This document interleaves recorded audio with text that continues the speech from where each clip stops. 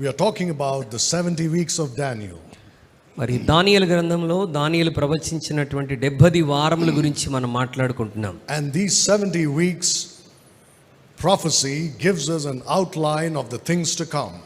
ఈ 70 వారముల సంగతి రాబోతున్న సంభవాలకు ఒక అవుట్లైన్ గా, ఒక విషయ సూచికగా మనకు తెలియజేస్తున్నది. We have seen that this prophecy that Daniel was given దానియేలుకి ఇవ్వబడినటువంటి ఈ ప్రవచనం started from the time somewhere around the days of Ezra and Nehemiah.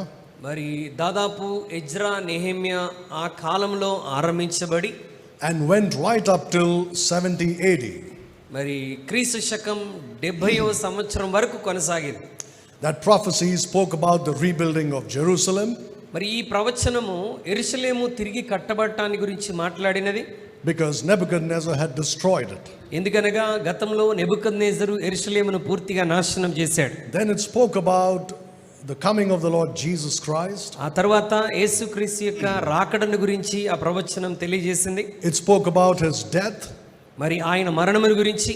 And then it spoke about the destruction of the temple in Jerusalem in 70 AD. ఆ తర్వాత క్రీస్తు శకం 70వ సంవత్సరంలో యెరూషలేములో మరి మందిరము నాశనం గావించబడటం గురించి కూడా ప్రస్తావించబడింది. That covered 69 weeks.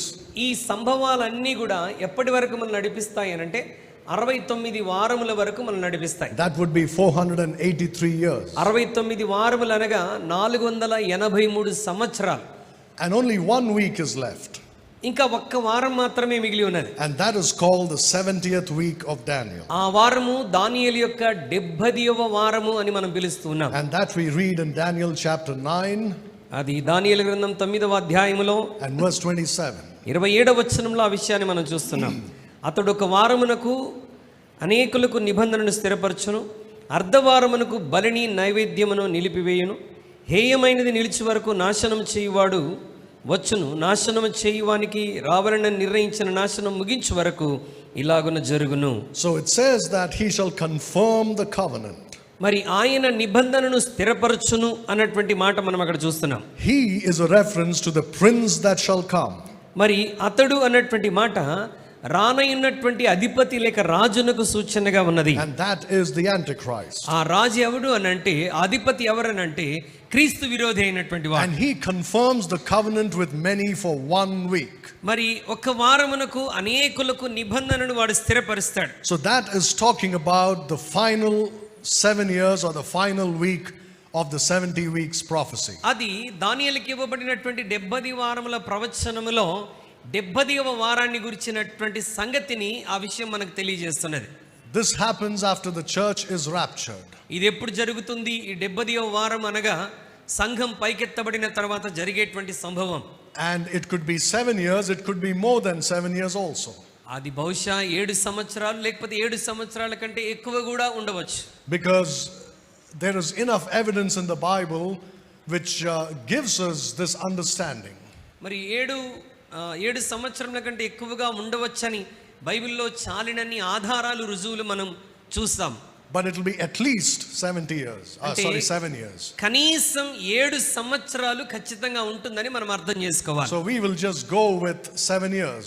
కాబట్టి మనము ఆ 7 సంవత్సరముల గురించి మనం మాట్లాడుకుందాం.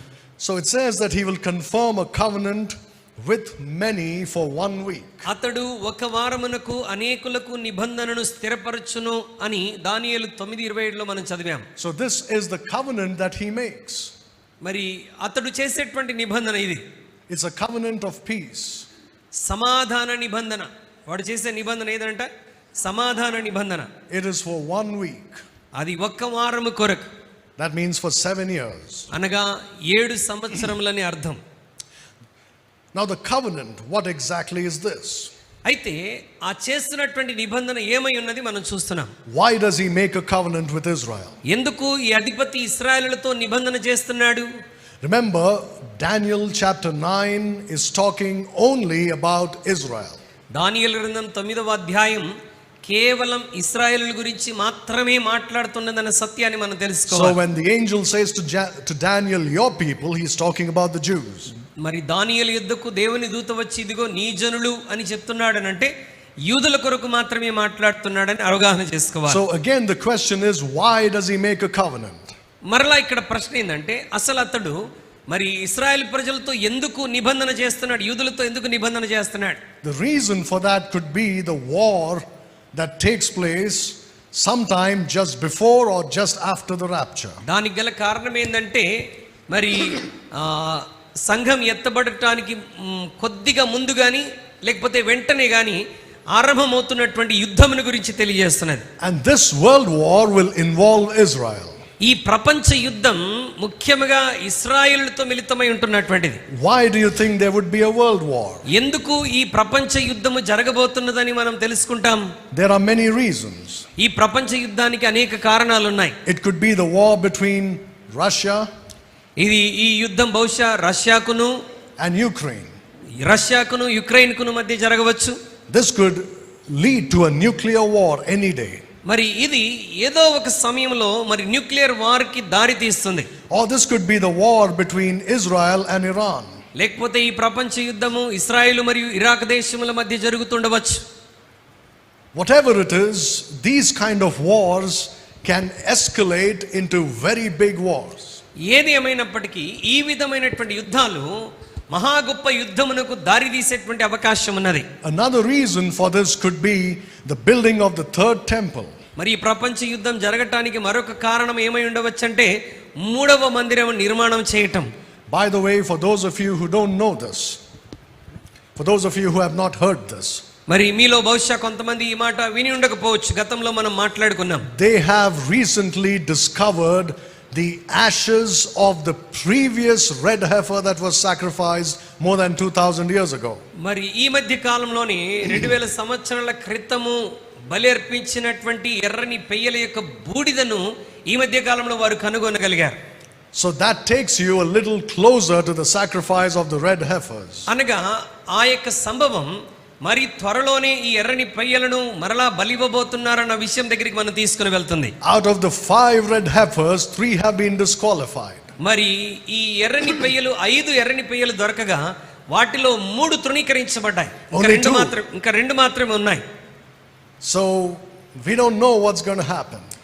ఏమి జరగబోతున్నదో మనకెవరికి తెలియదు. Some people say Israel is going to sacrifice the red heifer secretly. కొంతమంది ఏమని అంటారంటే ఇశ్రాయేలీయులు ఎవరికి తెలియకుండా రహస్యంగా ఈ ఎర్రని పెయ్యలను బలి ఇచ్చేస్తారని చెప్తారు. Because you see, the reason why they didn't give it already, ఎందుకు మరి వాళ్ళు why they didn't sacrifice already, వారు ఇంకా ఎందుకు ఈ యొక్క ఎర్రని పెయ్యలను బలి ఇవ్వలేదనంటే is because of the war that started between Palestine and Israel. పాలస్తీనాకు ఇశ్రాయేలుకు మధ్య యుద్ధము జరిగినటువంటి కారణం చేత The war started because of these red heifers. మరి ఇశ్రాయేలీయులు తెచ్చుకున్నటువంటి ఎర్రని పెయ్యల కారణముగానే యుద్ధం అనేటువంటిది ఆరంభమైంది. So Israel's politicians said, let's not do it. ఇజ్రాయేలీల రాజకీయవేత్తలు అన్నారు దయచేసి మనం వెంటనే వాటిని బలి ఇవ్వకూడదు అని ఆపారు. But they cannot stop it forever. అయితే వారు ఆ క్షణంలో ఆపారు కానీ మరి నిత్యత్వం కొరకు వాళ్ళు ఇక నిరంతరం ఎర్రని పెయ్యలు ఇక బలి ఇవ్వాల్సిన అవసరం లేదు అని చెప్పేటువంటి అవకాశం లేదు. ఖచ్చితంగా బలి ఇవ్వాల్సిందే. But now there is another group of Jews who are saying this. ఇప్పుడు మరి ఒక తెగకు చెందినటువంటి యూదులు ఏమని చెప్తున్నారంటే We don't need to sacrifice a red heifer. మనము ఎర్రని పెయ్యలు బలి అర్పించాల్సిన అవసరం లేదు. All we have to do is take those old ashes and use them for cleansing. గతంలో అర్పించబడినటువంటి ఎర్రని పెయ్యల బూడిదను తీసుకొని మనం అర్పిస్తే సరిపోతుంది అని చెప్తారు. They found them. వాటిని ఆ బూడిదను వాళ్ళు కనుగొన్నారు. So you see, this could trigger a war between Israel and all the Muslim nations around it. కాబట్టి బహుశా ఈ 3 కారణాలు ఇశ్రాయేల్ దేశంలోను ప్రపంచమంతటను ఒక మహాయుద్ధాన్ని ఆరంభించడానికి కారణం అవ్వచ్చు. If the Jews build the temple, ఒకవేళ గనక యూదులు 3వ మందిరాన్ని నిర్మించగలిగితే, and if they by any chance destroy the mosque that is on the Temple Mount, ఒకవేళ టెంపుల్ మౌంట్ మీద ఉన్నటువంటి మరి ఆ యొక్క మాస్క్ ని గనక వారు నాశనం చేయగలిగితే, there's going to be war. అది భయంకరమైన యుద్ధానికి దారి తీస్తుంది. Turkey will attack Israel. Turkey ఖచ్చితంగా అప్పుడు ఇస్రాయెల్ దేశాన్ని అటాక్ చేస్తుంది. Syria and Lebanon are already under the control of Iran. Syria, Lebanon ఈ ఇరాను యొక్క స్వాధీనంలో ఆల్రెడీ వచ్చేసారు. And all three of them are already attacking Israel. ఈ ముగ్గురు కలిసి ఇస్రాయేల్ని ఆల్రెడీ వాళ్ళు అటాక్ చేయటం ఆరంభించారు. And then you have Yemen already attacking Israel. Yemen. Yemen దేశం కూడా ఇస్రాయేల్ని అటాక్ చేయటం మనం చూస్తున్నాం. Many other African nations would go to war against Israel. ఇంకా అనేక ఆఫ్రికా దేశాలు కూడా ఇస్రాయేల్కు వ్యతిరేకంగా యుద్ధం చేయబోతున్నారు. So there can be a world war. కాబట్టి ఇవన్నీ ఆలోచన చేస్తే ప్రపంచ యుద్ధం భయంకరంగా జరగబోతున్నది. And that's why the Antichrist comes with a peace deal for Israel. ప్రపంచ యుద్ధం జరగబోతున్నది గనుక రాబోతున్నటువంటి అధిపతి అనగా క్రీస్తు విరోధిగా పిలువబడుతున్నటువంటి వాడు సమాధాన నిబంధనతో ఇశ్రాయేలు ప్రజల దగ్గరికి వస్తాడు. Look at Revelation chapter 6 verses 1 and 2. ప్రకటన గ్రంథం 6వ అధ్యాయం 1-2 వచనాలు దేవుని వాక్యాన్ని మనం ఒకసారి చదువుకుందాం. ప్రకటన గ్రంథం 6వ అధ్యాయం 1-2 వచనాలు. మరియు లోపటను వెలుపటను వ్రాత కలిగి 7 ముద్రలు గట్టిగా వేసి ఉన్న ఒక గ్రంథము సింహాసనమందు ఆసీనుడి నుండి వాని కుడి చేత చూచి తిని, మరియు దాని ముద్రలు తీసి ఆ గ్రంథం విప్పుటకు యోగ్యుడైన వాడెవడని బలిష్ఠుడైన ఒక దేవదూత బిగ్గరగా ప్రచురింపగా చూచి తిని. Chapter 6 brother. 6వ అధ్యాయం 1-2 వచనం. ఆ గొర్రెపిల్ల ఆ 7 ముద్రల్లో మొదటి దానిని విప్పినప్పుడు నేను చూడగా ఆ 4 జీవులలో ఒకటి రమ్ము అని ఉరుము వంటి స్వరముతో చెప్పుట వింటిని. మరియు నేను చూడగా ఇదిగో ఒక తెల్లని గుర్రము కనబడెను, దాని మీద ఒకడు విల్లు పట్టుకొని కూర్చుండి ఉండెను, అతనికి ఒక కిరీటం ఇయ్యబడెను, అతడు జయించుటకు బయలు వెళ్ళెను. So here you have a white horse. ఇక్కడ ఒక తెల్లని గుర్రం మనకు కనబడుతుంది 6వ అధ్యాయం 1వ వచనంలో. Many people think this is the white horse of Revelation chapter 19. మరి ఈ తెల్లని గుర్రం చూసినప్పుడు ప్రజలు ఏమనుకుంటారంటే ప్రకటన గ్రంథం 19వ అధ్యాయంలో వ్రాయబడిన తెల్లని గుర్రమే ఈ తెల్లని గుర్రం అనుకుంటారు. It is not. అది కాదండి. That is Jesus Christ in Revelation 19. ప్రకటన 19లో వ్రాయబడిన తెల్లని గుర్రం మీద యేసుక్రీస్తు ప్రభువారు ప్రత్యక్షమవుతాడు. In Revelation chapter 6 it is the Antichrist. కానీ ఇక్కడ 6వ అధ్యాయంలో తెల్లని గుర్రం మీద వచ్చినటువంటి వాడు ఎవరు? క్రీస్తు విరోధి. And white stands for peace. మరి ఎందుకు ఇది నిబంధన కొరకు నిలబడుతున్నది? The white color stands for peace. Okay, తెలుపు సమాధానానికి సూచనగా ఉన్నది. He comes bringing peace between Israel and her enemies. తెల్లని గుర్రం మీద వచ్చినటువంటి వాడు ఇశ్రాయేలులకును వారి శత్రువులకు సమాధానం కలిగించడానికి వస్తున్నాడు. Look at Daniel chapter 11. దానియేలు గ్రంథం 11వ అధ్యాయాన్ని దయచేసి చూడండి. Look at verse 21. దానియేలు గ్రంథం 11వ అధ్యాయం 21వ వచనం. అతనికి బదులుగా నీచుడగు ఒకడు వచ్చును, అతనికి రాజ్యఘనత నీయరు గాని నెమ్మది కాలమందు అతడు వచ్చి ఇచ్చకపు మాటల చేత రాజ్యమును అపహరించును. So in the King James Bible it reads differently. King James బైబిల్లో కొంచెం వ్యత్యాసంగా తర్జుమా చేయబడి ఉంటుంది. It says he shall come in peaceably. That means he comes bringing peace. అతడు సమాధానాన్ని తీసుకొని వస్తాడు అని రాయబడి ఉన్నది. But in the Telugu Bible it says in the times of peace. మరి సమాధాన సమయం అని తెలుగు బైబిల్లో నెమ్మది కాలము అని వ్రాయబడి ఉన్నది. But it says he will come bringing peace. కానీ మరి ఒరిజినల్ ట్రాన్స్లేషన్ మనం అర్థం చేసుకోలేదంటే అతడు సమాధానాన్ని తీసుకుని వస్తున్నాడు. And he comes, it says, with flatteries. అతడు ఏ విధంగా సమాధానం తీసుకుని వస్తాడంట? ఇచ్చకపు మాటల చేత సమాధానాన్ని తీసుకుని వస్తాడు. He comes flattering the Jews. మరి యూదులకు ఇచ్చకపు మాటలు చెప్పుట చేత సమాధానాన్ని తీసుకుని వస్తాడు. So the Jews believe him. అలా మంచిగా కల్లిబొల్లి కబుర్లు చెప్తుండేసరికి యూదులందరూ కూడా అతని మీద నమ్మకం ఉంచుతారు. And they would say, maybe this man is the Messiah that we are waiting for. బహుశా వాళ్ళ అప్పుడు ఏమని అంటారంటే, ఇదిగో మనం ఇంతకాలంగా ఎదురు చూస్తున్నటువంటి మెస్సయ్య ఇతనే కావచ్చు, ఎందుకంటే ఇతను మనకు సమాధానాన్ని తీసుకొని వస్తున్నాడని భ్రమపడతారు. Remember, గుర్తుంచుకోండి, the greatest imitator of Jesus Christ యేసుక్రీస్తుని గొప్పగా ఇమిటేట్ చేయగలిగినటువంటి వాడు is the devil. సాతాను అక్కడే, the Antichrist. మరి క్రీస్తు విరోధి. If Jesus and the Antichrist stand side by side, యేసుక్రీస్తు క్రీస్తు విరోధి ఇద్దరు పక్కపక్కనే నిలబడితే you will not be able to make out who is who. ఎవరు క్రీస్తో ఎవరు క్రీస్తు విరోధో మనం ఏమాత్రం గుర్తించలేం.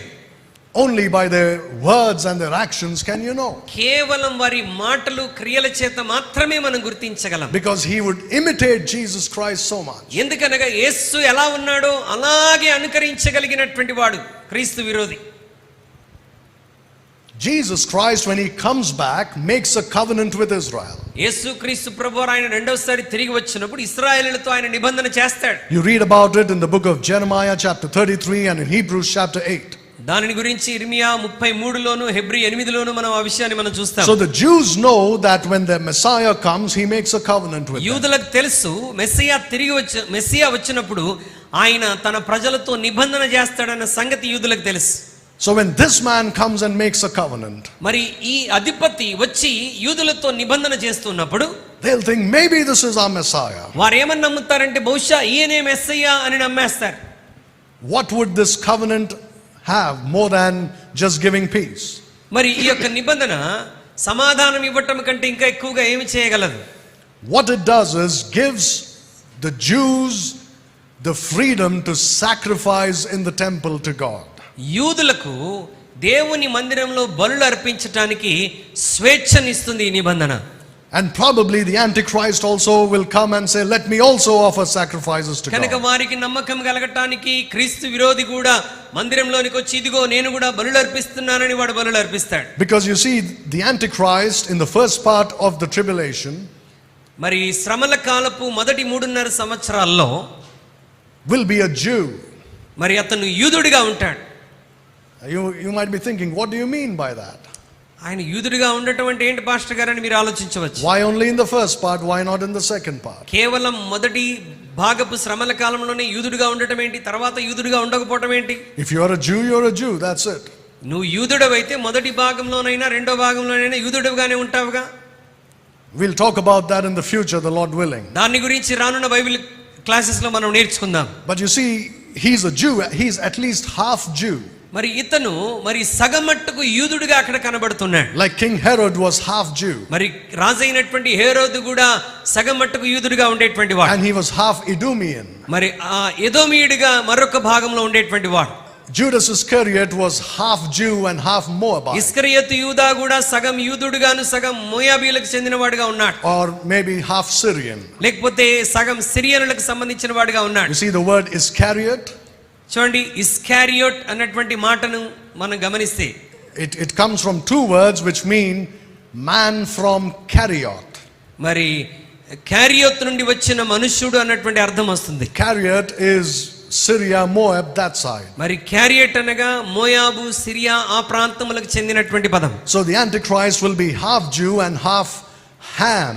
క్రీస్తు విరోధి మరి సగం యూదుడుగాను మరి సగం మరొక విధముగాను ఉన్నటువంటి వాడు. Like Ham, you know. హాముగా ఉన్నటువంటి వాడు. So he will come and he will offer his sacrifice. అతను కూడా వచ్చి యూదులకు నమ్మకం కలుగునట్లుగా దేవుని మందిరంలో బలులు అర్పిస్తాడు. That's why the Jews would think he's a great man, maybe he's our Messiah. ఎప్పుడైతే ఆ అధిపతి అలా చేస్తున్నాడో యూదులు ఏమని నమ్ముతారంటే ఈయన బహుశా గొప్ప వ్యక్తి, ఈయనే మెస్సియా అయి ఉంటాడని వాళ్ళు నమ్మేస్తారు. So that's why we read here that he confirms the covenant with many for 1 week. అందుకే మనం ఇక్కడ చూసాం, అతడు మరి ఒక వారమునకు వారితో నిబంధనను ఆయన స్థిరపరిచేటువంటి వాడు. But in the midst of the week he shall cause the sacrifice and the oblation to cease. అయితే ఈ వారపు మధ్యలో అతను ఏం చేస్తాడంటే అర్ధవారమునకు బలిని నైవేద్యమును నిలిపివేయును. So you see here the Jews have their temple. ఇక్కడ యూదులు వారి మందిరాన్ని కలిగి ఉన్నారు. Right, so the temple sacrifice begins. ఇక్కడ మందిరంలో బలులు ఆరంభించబడతాయి. And the Jews will be very happy with what the Antichrist does for them. క్రీస్తు విరోధి వారి కొరకు చేస్తున్నటువంటి కార్యాలను బట్టి యూదులందరూ చాలా సంతోషిస్తూ ఉంటారు. And they will look upon him as a Messiah.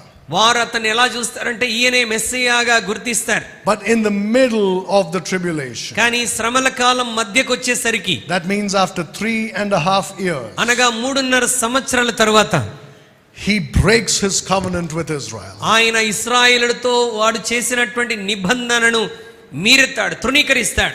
And he stops the sacrifices. అతను దేవుని మందిరంలో బలులను నిలిపివేస్తాడు. ఇక And not only does he stop the sacrifice, అతడు దేవుని మందిరంలో యూదుల యొక్క బలులను నిలిపివేయటం మాత్రమే కాదు గాని, but he sets up what is called the abomination. మరి హేయమైనది నిలిపజేస్తాడు. Jesus Christ calls it abomination of desolation. మరి యేసుక్రీస్తు ప్రభువారు దాన్ని ఏమని అంటే హేయమైనది మరి మందిరంలోనికి తీసుకుని వస్తాడని యేసుక్రీస్తు ప్రభువారు మాట్లాడాడు. We'll talk about what it could be. అది ఏమై ఉంటుంది అన్నటువంటి సంగతిని మనం మాట్లాడతాం. Well, what it does is that it causes a great alarm among the Jews. ఈ నాశనకరమైనటువంటి హేయ వస్తువు యూదుల్లో మరి చాలా మరి తికమకను తీసుకొని వచ్చేస్తుంది. And they'll think, why is this man who made a covenant with us now stopping us from sacrifice? ఇదిగో మనతో ఇంత గొప్పగా నిబంధన చేసినటువంటి వాడు అకస్మాత్తుగా ఇప్పుడు మన యొక్క బలులను నిలిపివేస్తున్నాడు, ఎందుకు నిబంధనను మీరుతున్నాడు అనుకుంటారు. Now I won't go into the details, but I'll just say it for you to నేను understand. వివరణాత్మకంగా ముందుకెళ్ళను కానీ కొన్ని విషయాలు మీకు అర్థం కావడానికి చెప్తాను. What happens is, here you have the assassination of the Antichrist. ఇక్కడ మరి క్రీస్తు విరోధి యొక్క The killing. క్రీస్తు విరోధి యొక్క నాశనం మనం అక్కడ చూస్తాం. He will die. అతడు చనిపోతాడు. But you see, he is an imitator of Jesus Christ. కానీ గమనించండి, వాడి గురించి మనం ఏమని మాట్లాడుకుంటున్నామంటే క్రీస్తుని అనుకరించేవాడు, లేకపోతే క్రీస్తుని ఇమిటేట్ చేసేటువంటి వాడు. So he will rise from the dead. చనిపోయినటువంటి క్రీస్తు విరోధి మరలా ఏం చేస్తాడు? యేసయ్య లాగా తిరిగి లేస్తాడు. Probably after 3 days and 3 nights. బహుశా 3 రాత్రులు 3 పగళ్ళ తర్వాత యేసు ప్రభువు వలె వాడు కూడా తిరిగి లేస్తాడు. And there is a possibility that some faithful Jews will assassinate him. మరి కొంతమంది నమ్మకమైనటువంటి యూదులు ఆ దినాల్లో మిగిలి ఉన్నటువంటి వారు బహుశా ఆ క్రీస్తు విరోధిని హతమారుస్తారు. And because of that, when he comes back to life, ఆ కారణం చేత మరలా వాడు తిరిగి జీవంలోనికి వచ్చినప్పుడు he comes back as the son of perdition. మరి నాశనపుత్రుడిగా వాడు తిరిగి వస్తాడు. And he stops the sacrifices. నాశనపుత్రుడిగా తిరిగి వచ్చినటువంటి ఈ క్రీస్తు విరోధి ఇక మీదట యూదుల యొక్క బలులను దేవుని మందిరంలో పూర్తిగా నిలిపివేస్తాడు. Now we read about this breaking of the covenant and all that in the book of Isaiah. ఈ నిబంధనను మీరటం, ఈ సంగతులు అన్నిటిని గురించి యెషయా గ్రంథంలో మనం చూస్తాం. Look at Isaiah chapter 28. యెషయా గ్రంథం 28వ అధ్యాయం దయచేసి చూడండి. We'll read verses 15 onwards. యెషయా గ్రంథం 28వ అధ్యాయం 15 నుండి మనం చదువుదాం. We'll read verse 15 first. మొదట 15వ వచనాన్ని చదువుతున్నాను. మేము మరణముతో నిబంధన చేసుకొంటిమి, పాతాళముతో ఏకమైతిమి. ఉపద్రవము ప్రవాహం వలె వడిగా దాటునప్పుడు అది మా యుద్ధకు రాదు. అబద్ధములను మాకు ఆశ్రయముగా చేసుకొంటిమి, మాయ క్రింద దాగి ఉన్నాము అని మీరు చెప్పుకొనుచున్నారే. So here God talks about a covenant with death and hell. ఇక్కడ మరణముతో పాతాళముతో ఉన్నటువంటి నిబంధనల గురించి దేవుడు మాట్లాడుతున్నాడు. The Jews think they are making a covenant with their Messiah. యూదులు ఏమనుకున్నారంటే గతంలో మేము మెస్సియాతో నిబంధన చేసుకుంటున్నాం అనుకుంటున్నారు. But in God's eyes it's a covenant with death and hell. కానీ దేవుని దృష్టిలో వారు చేసినటువంటి నిబంధన మరణముతోను పాతాళముతోను ఏకమైనటువంటిది. So this could be the reference to this covenant that the Antichrist makes. బహుశా ఈ వచనం మరి దేనికి మనకు ఆధారముగా ఉన్నదంటే ఈ అధిపతి లేక క్రీస్తు విరోధి యూదులతో చేసినటువంటి నిబంధనకు సూచనగా కనబడుతున్నది. So in that verse it talks about the overflowing scourge shall pass through. ఈ యొక్క లేఖనంలో మనం చూస్తాం ఉపద్రవము ప్రవాహం వలె వడిగా దాటున్నప్పుడు అని రాయబడి ఉన్నది. That's a reference again to a terrible war against Israel. ఈ ఉపద్రవం ప్రవాహం వలె అంటే అది దేన్ని సూచిస్తున్నది అంటే మరి ఇశ్రాయేలులతో జరగబోతున్న భయంకరమైన యుద్ధమును సూచిస్తున్నది.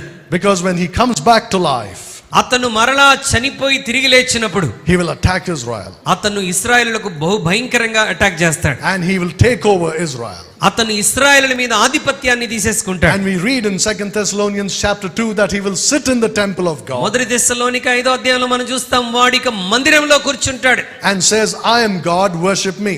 నేనే దేవుడను, మీరు నన్ను ఆరాధించాలని చెప్తాడు. So at this point in the middle of the tribulation, మరి ఈ శ్రమల కాలపు మధ్యలో ఈ సమయంలో what happens is the gospel of the kingdom is preached to the Jews. ఏమి జరుగుతుందంటే యూదులకు మరి దేవుని రాజ్యమును గురించినటువంటి సువార్త ప్రకటించబడుతుంది. Look at verse 16. 16వ వచనం చూద్దాం. ప్రభువగు యెహోవా ఇలాగు యెషయా గ్రంథం 28:16. ప్రభువగు యెహోవా ఇలాగు సెలవిచ్చుచున్నాడు, సియోనులో పునాదిగా రాతిని వేసిన వాడు నేనే, అది పరిశోధింపబడిన రాయి, అమూల్యమైన తలరాయి, బహు స్థిరమైన పునాది అయిన మూలరాయి అయి ఉన్నది, విశ్వసించువాడు కలవరపడడు. You see those last words, he that believeth shall not make haste. విశ్వసించువాడు కలవరపడడు అన్నటువంటి మాట ఒకసారి గమనించండి. So from that point on the Jews start believing in Jesus Christ. ఇక ఆ సమయం నుండి యూదులు యేసుక్రీస్తునందు విశ్వాసం ఉంచటం మొదలు పెడతారు. Because they realize the Antichrist is a fraud. ఎందుకంటే అప్పటికి వారు గ్రహిస్తారు క్రీస్తు విరోధి మోసగాడు అన్నటువంటి సత్యాన్ని వాళ్ళు గ్రహిస్తారు. Look at Matthew 24 verse 14. మత్తయి సువార్త 24:14 వచనాన్ని మనం చూద్దాం. మత్తయి సువార్త 24:14. మరియు ఈ రాజ్య సువార్త సకల జనములకు సాక్షార్థమై లోకమందంతటను ప్రకటింపబడును, అటు తరువాత అంతము వచ్చును. Now read verse 15. ఇప్పుడు 15వ వచనం చదువుదాం. కాబట్టి ప్రవక్త అయిన దానియేలు ద్వారా చెప్పబడిన నాశనకరమైన హేయ వస్తువు పరిశుద్ధ స్థలమందు నిలుచుట మీరు చూడగానే చదువువాడు గ్రహించునుగాక. So at this point the gospel is preached. ఈ క్షణంలో దేవుని రాజ్య సువార్త సకల జనులకు ప్రకటించబడుతుంది. And many of the Jews will believe. ఆ సమయంలో అనేక మంది యూదులు క్రీస్తునందు విశ్వాసం ఉంచుతారు. And the Antichrist comes and sits in the temple. ఆ సమయంలోనే క్రీస్తు విరోధి వచ్చి దేవుని మందిరంలో కూర్చుంటాడు. Now let's go back to Isaiah 28. ఇప్పుడు మరలా యెషయా గ్రంథం 28వ అధ్యాయంలోనికి మనం తిరిగి వెళ్దాం. Look at verse 17. యెషయా గ్రంథం 28వ అధ్యాయం 17వ వచనం నేను చదువుతున్నాను.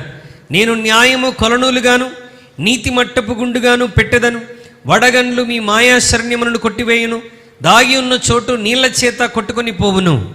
So the reason why they realize that this man is the Antichrist, ఇతను క్రీస్తు కాదు క్రీస్తు విరోధి అని వారు గ్రహించటానికి కారణం ఏంటంటే because God opens their eyes. దేవుడు వారి నేత్రములను వెలిగిస్తాడు. He removes the refuge of lies.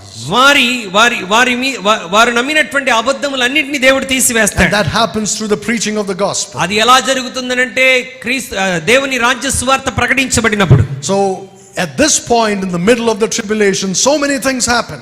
ఈ శ్రమల కాలం మధ్య భాగంలో చాలా సంభవాలు జరగనై ఉన్నాయి. Look at verse 18. 18వ వచనం చూడండి. మరణముతో మీరు చేసుకొనిన నిబంధన కొట్టివేయబడును, పాతాళముతో మీరు చేసుకొనిన ఒడంబడిక నిలువదు, ప్రవాహం వలె ఉపద్రవం మీ మీదుగా దాటునప్పుడు మీరు దాని చేత త్రొక్కబడిన వారగుదురు. You see that? So God says the covenant will be broken. మీరు చేసినటువంటి నిబంధన కొట్టివేయబడుతుందని దేవుడు అంటున్నాడు. And the Antichrist will come as a scourge. క్రీస్తు విరోధి ఒక ఉపద్రవం వలె ప్రవాహం వలె వస్తాడు. And he will attack Israel. వాడు యూదుల మీద మరి యూదులను అటాక్ చేస్తాడు. Look at the next verse. 19వ వచనం చూద్దాం. వచ్చినప్పుడెల్లను అది మిమ్మల్ని ఈడ్చుకొని పోవును, ప్రతి ఉదయమును ప్రతి పగలు ప్రతి రాత్రి అది వచ్చును, ఇట్టి ప్రకటన గ్రహించుట వలన మహాభయము పుట్టును. From this verse onwards, it talks about the second part of the tribulation. మరి ఈ వచనం తర్వాత నుండి శ్రమల కాలంలో రెండో భాగాన్ని మనం చూడగలం. And in verses 19 and 20, 19-20 వచనాల్లో it's called vexation. You can read verse 20 also. 20వ వచనం. పండుకొనుటకు మంచం పొడుగు చాలదు, కప్పుకొనుటకు దుప్పటి వెడల్పు చాలదు, నిజముగా తన కార్యమును తన ఆశ్చర్యమైన కార్యమును చేయుటకు అపూర్వమైన తన కార్యము నొనరించుటకు ఆయన పెరెజీము అను కొండ మీద లేచినట్లు యెహోవా లేచును, గిబియోను లోయలో ఆయన రేగినట్లు రేగును. So here it is the time of Jacob's trouble. ఇది యాకోబు యొక్క శ్రమ అని మనం మాట్లాడుకుంటున్నాం. It is the chastening of Israel. ఇది ఇశ్రాయేలులను తరమటం. Chastening means punishment.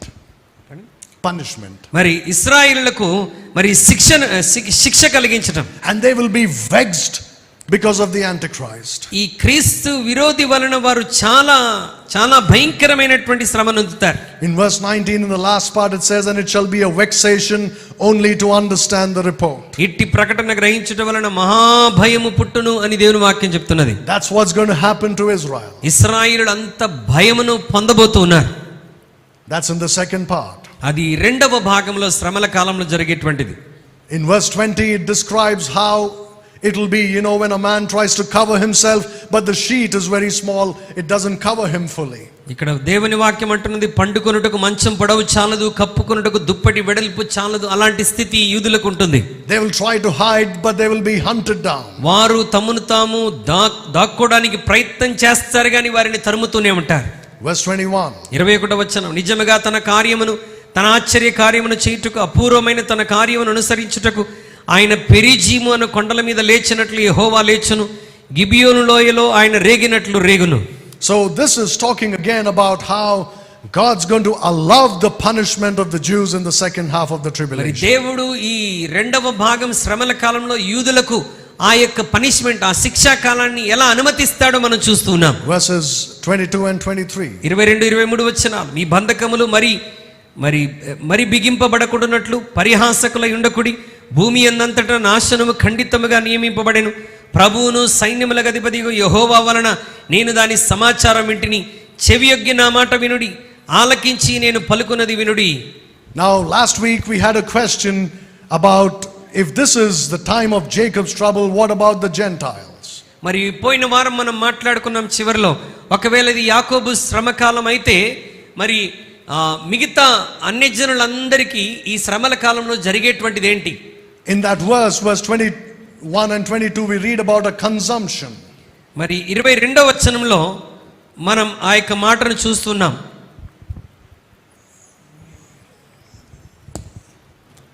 It says in verse 22, I have heard from the Lord God of hosts a consumption even determined upon the whole earth. భూమి అంతటా నాశనము ఖండితముగా నియమింపబడవలనని సైన్యములకు అధిపతికి యెహోవా చెప్పుట నేను వింటిని. So that's what happens to the rest of the world. మిగతా ప్రపంచంలో ఉన్నటువంటి జనులందరికీ ఈ విధమైనటువంటి కార్యం జరగబోతున్నది. So for Gentiles it's consumption.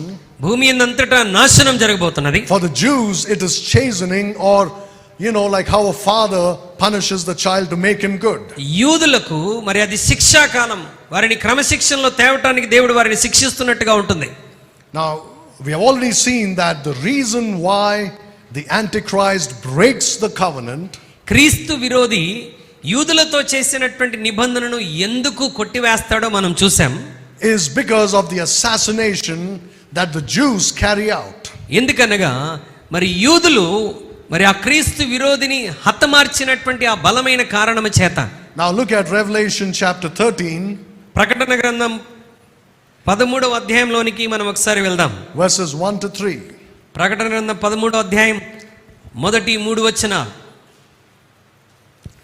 మరియు 10 కొమ్ములను 7 తలలు గల ఒక క్రూర మృగము సముద్రంలో నుండి పైకి వచ్చుట చూచితిని. దాని కొమ్ముల మీది 10 కిరీటములు, దాని తలల మీద దేవదూషణకరమైన పేర్లను ఉండెను. నేను చూచిన ఆ మృగము చిరుతపులిని పోలి ఉండెను. దాని పాదములు ఎలుగుబంటి పాదముల వంటివి, దాని నోరు సింహపు నోరు వంటిది. దానికి ఆ ఘటసర్పము తన బలమును, తన సింహాసనమును, గొప్ప అధికారమును ఇచ్చెను. దాని తలలో ఒక దానికి చావు దెబ్బ తగిలినట్టుండెను. అయితే ఆ చావు దెబ్బ మానిపోయిన గనుక భూజనులందరూ మృగం వెంట వెలుచు ఆశ్చర్యపడుచుండిరి. Now you see that he was wounded to death. అతడు మరి చనిపోనంతగా గాయపరచబడ్డాడు.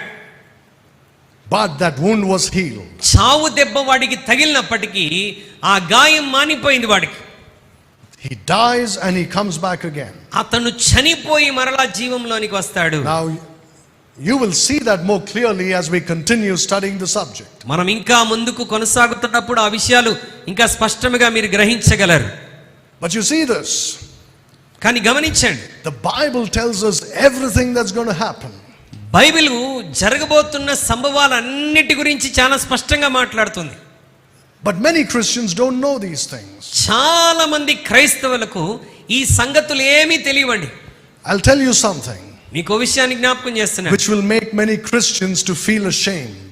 ఈ విషయం చాలా మంది క్రైస్తవులను సిగ్గుపరుస్తుంది.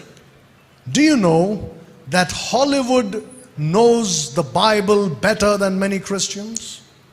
అనేక మంది క్రైస్తవుల కంటే హాలీవుడ్ చలనచిత్రాలు తీసేటువంటి వారికి బైబిల్ బాగా తెలుసండి.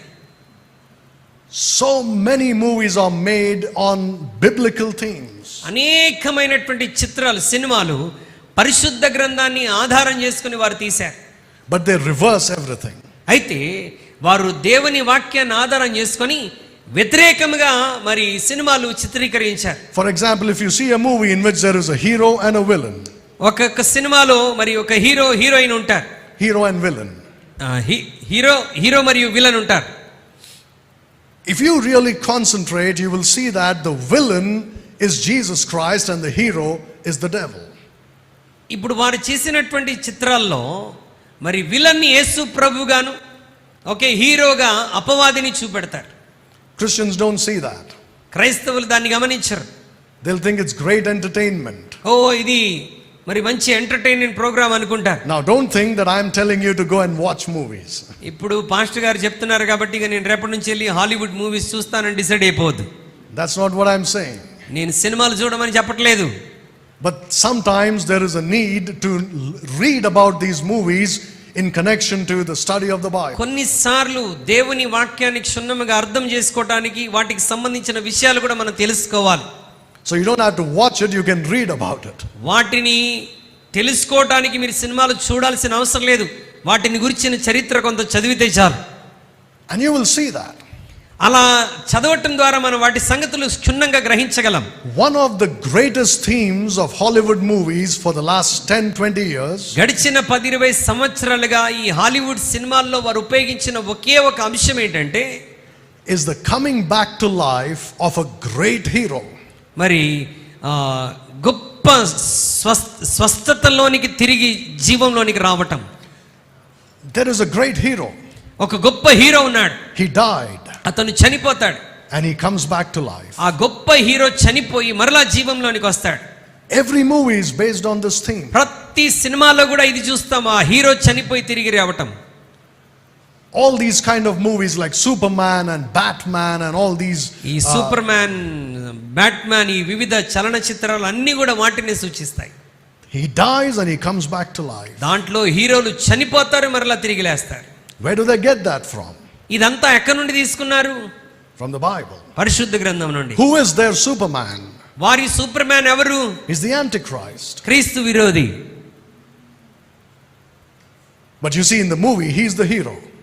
కానీ సినిమాల్లో వాడిని క్రీస్తు విరోధిగా కాదు, ఎవరిలా చూపెడతారు? హీరోలా చూపెడతారు. And the villain would be Jesus Christ. మరి వారి చిత్రాల్లో విలన్ ఎవరంటే యేసుక్రీస్తు ప్రభువుని చూపెడతారు. You know, for example, in this story called Batman, Batman అనేటువంటి చలనచిత్ర స్టోరీని మనం తెలుసుకుంటే he's the hero, right? మరి ఆ బ్యాట్మ్యాన్ అనేవాడు hero. You know who the villain is? Villain ఎవరో తెలుసా? His name is Joker. Joker. Like a clown, you know, in the circus they put those paint on the face, that kind of a circus లో joker ని చూపెడతారు కదా, వాడు. You know what they are saying? That Jesus Christ is a joker. ఆ joker ఎవరంటే యేసుక్రీస్తు అని చూపెడుతున్నారు. They know these things. వారికి ఈ విషయాలన్నీ తెలుసు. Christians don't know about it. కానీ క్రైస్తవులు వీటిని గ్రహించలేకపోతున్నారు. So he stops the sacrifices. ఈ శ్రమల కాలం సగం ముగించబడిన వెంటనే వాడు తిరిగి లేచినప్పుడు ఏం చేస్తాడంట? బలులను దేవుని మందిరంలో నిలిపివేస్తాడు. We have already, I'm sure you're already familiar with 2 Thessalonians chapter 2. మరి 2వ తెస్సలోనిక పత్రిక 2వ అధ్యాయం మీ అందరికి బాగా పరిచయం అని నేను అనుకుంటున్నాను. We won't go there. మనం అక్కడికి వెళ్ళటం లేదు కానీ But look at Daniel chapter 11. దానియేలు గ్రంథం 11వ అధ్యాయంలోనికి మనం వద్దాం. And look at verse 36. దానియేలు గ్రంథం 11వ అధ్యాయం 36వ వచనం. ఆ రాజు ఇష్టానుసారంగా జరిగించి తన్ను తానే హెచ్చించుకొనుచు అతిశయపడుచు ప్రతి దేవత మీదను దేవాది దేవుని మీదను గర్వముగా మాట్లాడుచు ఉగ్రత సమాప్తి అగు వరకు వృద్ధి పొందును, అంతటా నిర్ణయించినది జరుగును. So he is going to exalt himself and say, I am God. వాడు తన్ను తానే హెచ్చించుకొనుచు నేనే దేవుడనని చెప్పుకుంటాడు. He will sit in the temple. అతడు దేవుని మందిరంలో కూర్చుంటాడు. And he will say, worship me. ప్రజలందరితో అంటాడు, నేనే దేవుణ్ణి, మీరు నన్ను ఆరాధించాలని చెప్తాడు. Something like this happened once already in the history of Israel. మరి గడిచిన దినాల్లో ఇశ్రాయేలు చరిత్రలో ఆల్రెడీ ఇలాంటిది ఒకటి జరిగింది. That was before Christ. అది క్రీస్తుకు ముందు అలాగే జరిగింది. A man named Titus Epiphanes మరి టైటస్ ఎపిఫనీస్ అనేటువంటి వ్యక్తి went into the temple of God and sacrificed a pig. దేవుని మందిరంలోనికి వెళ్ళి వాడు పందిని బలిగా అర్పిస్తాడు. And there were times when they placed idols of pagan gods in the most holy place in the temple. మరి అతి పరిశుద్ధ స్థలంలో అన్య దేవత విగ్రహములను వారు అక్కడ నిలిపారు. The Antichrist will do something like that. క్రీస్తు విరోధి కూడా దాదాపు అలాంటి కార్యాన్ని దేవుని మందిరంలో చేస్తాడు. Look at Revelation 13 again. మరలా ప్రకటన గ్రంథం 13వ అధ్యాయంలోనికి మనం వద్దాం. Look at let's look at verse 14 and 15. 14-15 వచనాలు 13వ అధ్యాయం. కత్తి దెబ్బ తినియు బ్రతికిన ఈ క్రూర మృగమునకు ప్రతిమను చేయవలనని అది భూనివాసులతో చెప్పుచు ఆ మృగం ఎదుట చేయుటకు తన గీయబడిన సూచనలు వన్న భూనివాసులను మోసపుచ్చుచున్నది. మరియు ఆ మృగం యొక్క ప్రతిమ మాట్లాడినట్లును ఆ మృగం యొక్క ప్రతిమకు నమస్కారము చేయని వారిని హతము చేయునట్లును ఆ మృగం యొక్క ప్రతిమకు ప్రాణం ఇచ్చుటకై దానికి అధికారం ఇవ్వబడెను. So here you have the Antichrist. Not only will he sit in the temple, మరి ఇక్కడ క్రీస్తు విరోధి వాడు మందిరంలో కూర్చోవటం మాత్రమే కాదు, but he will place an idol of himself. వాడు మరి తనను పోలినటువంటి ఒక ప్రతిమను కూడా వాడు తయారు చేసి పెడతాడు. And he will say, if you don't worship this, you will die. ఇదిగో ఇక్కడ ఏర్పాటు చేయబడిన నా ప్రతిమను మీరు మొక్కకపోతే ఆరాధించకపోతే మీరు చావలసిందే అని చెప్తాడు. That's why Jesus said in Matthew 24, అందుకే మత్తయి సువార్త 24లో ప్రభు అన్నాడు, when you see the abomination of desolation spoken of by Daniel the prophet, మరి దానియేలు ప్రవచించిన నాశనకరమైన హేయ వస్తువు దేవుని మందిరంలో నిలిపిన వెంటనే, when you see it standing in the holy place, అది అతి పరిశుద్ధ స్థలంలో నిలపబడటం మీరు చూసిన వెంటనే, let them which be in Judea flee into the mountains. యూదయాలో ఉన్నటువంటి వారు తప్పించుకొని కొండలకు పారిపోవలెను అని దేవుని వాక్యం రాయబడింది. Because that is the beginning of the persecution of Israel. ఎందుకనగా అది ఇశ్రాయేలుల శ్రమల కాలానికి ఆరంభం అయిపోతున్నది. And there's going to be abominations performed in the temple of God. మరి దేవుని మందిరంలో చాలా నాశనకరమైనటువంటి హేయ కార్యములు జరగనై ఉన్నాయి. Look at Daniel chapter 12. దానియేలు గ్రంథం 12వ అధ్యాయంలోనికి ఒకసారి రండి. And look at verse 11.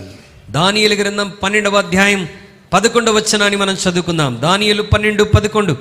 అనుదిన బలి నిలుపు చేయబడిన కాలం మొదలుకొని నాశనము కలగజేయు హేయమైన దానిని నిలువబెట్టు వరకు 1290 దినములగును. Look at chapter 11. 11వ అధ్యాయం చూడండి. Verses 31 and 32. 11వ అధ్యాయం 31, 32 వచనాలు. అతని పక్షమున శూరులు లేచి పరిశుద్ధ స్థలపు కోటను అపవిత్రపరచి అనుదిన బలి నిలిపివేసి నాశనమును కలగజేయు హేయమైన వస్తువును నిలువబెట్టుదురు. అందుకతడు ఇచ్చకపు మాటలు చెప్పి నిబంధనను అతిక్రమించు వారిని వశపరుచుకొనును. అయితే తమ దేవుని ఎరుగువారు బలము కలిగి గొప్ప కార్యములు చేసెదరు. So it says in verse 32, and such as do wickedly against the covenant shall he corrupt by flattery. అతడు ఇచ్చకపు మాటలు చెప్పి నిబంధనను అతిక్రమించు వారిని వశపరుచుకొనును అని రాయబడి ఉన్నది. So there will be some Jews who will worship him.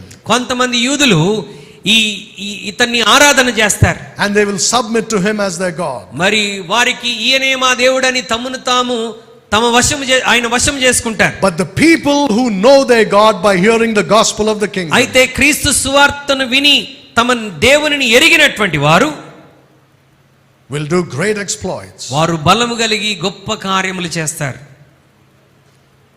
You know, sometimes when I think about these things, ఈ విషయాలన్నిటిని గురించి నేను ఆలోచన చేస్తున్నప్పుడు sometimes I feel, oh, it would have been nice if we could stay and see all these things happen. నాకేమనిపిస్తా అంటే ఇవన్నీ జరుగుతున్నప్పుడు మనం కూడా ఉండి ఒక సినిమా లాగా వాటిని చూస్తే ఎంత బాగుంటుంది. But it won't be like that. అయితే అలాగ ఉండదండి. If you are there, you're going to suffer. నీవు అక్కడ ఉండి వీటిని చూస్తాననుకుంటే నువ్వు శ్రమ అనుభవించాల్సిందే. It's going to be a terrible time. అది చాలా భయంకరమైనటువంటి సమయం. Of course, all of this ends with the second coming of Jesus Christ. ఇవన్నీ ఎప్పటితో ముగుస్తాయి అని అంటే క్రీస్తు యొక్క రెండవ రాకడతో ఇవన్నీ ముగించబడతాయి. And the Lord willing, I do not know, but if the Lord wills, we will talk about more things that are going to happen here in the second half of the tribulation. ప్రభు చిత్తం అయితే ఒకవేళ మరి ఈ రెండవ భాగపు శ్రమల కాలంలో జరిగేటువంటి సంభవాలను ఇంకా మనం తెలుసుకుందాం. But you see this, we have an outline of what's going to happen there. ఏమి జరగబోతుందో 7 సంవత్సరాల్లో ఒక అవుట్లైన్ లాగా కొన్ని విషయాలు మనం చూసాం. All of this is found in Daniel chapter 9 verses 24 to 27. ఇప్పటి వరకు మనం చదివినటువంటి సంభవాలు ఈ 3 వారాల్లో కూడా ఎక్కడి నుండి చదువుతున్నామంటే దానియేలు గ్రంథం 9వ అధ్యాయం 24 నుంచి 27 వచనాల వరకు. So once we have a clear outline, ఒక స్పష్టమైనటువంటి అవగాహన మనకి వీటిని గురించి మనం కలిగి ఉన్నప్పుడు, that what happens after the church is raptured, సంఘం పైకెత్తబడిన తర్వాత ఈ 7 సంవత్సరాల్లో ఏమి జరగబోతున్నదో సూచాయిగా ఒక అవగాహన మనకున్నప్పుడు, then we can fill in the details with our own study. అప్పుడు మనం స్వతహాగా ఇంకా దేవుని వాక్యం చదువుతూ అనేక సంభవాలు నేర్చుకోవచ్చు. Now you see, in the tribulation, the main character is the Antichrist. ఈ శ్రమల కాలపు సమయంలో ప్రాముఖ్యమైన పాత్ర ఎవరు అని అంటే క్రీస్తు విరోధి. Right? So that of course is revealed to the world from the middle of the tribulation. అయితే వాడు క్రీస్తు విరోధి అని ప్రపంచానికి ఎప్పుడు అర్థమవుతుంది అని అంటే శ్రమల కాలపు సగభాగము నుండి. Till then he is considered a great hero.